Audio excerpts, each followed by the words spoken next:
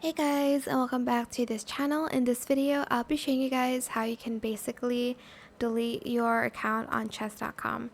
So go to your account, go to settings, go to all settings here. Then you are going to go to the manage account option. Then here you're just going to confirm your identity by entering your email and entering the text from above. And then confirming your identity if you want to close your chess.com account completely. We are sorry to see you go. Please consider using the button above to contact me, blah blah blah. But if you want to delete it, here is where you can basically delete your account. That is it for this video. I hope it was helpful for you guys. Don't forget to like, comment, share, and also subscribe to this channel if you haven't done that already. If you have any more questions about this video, just leave it in the comment section down below. I will try my best to answer them all for you guys. And if you found this video helpful, please click that thanks button as well. That is it. Thank you so much for watching. Bye.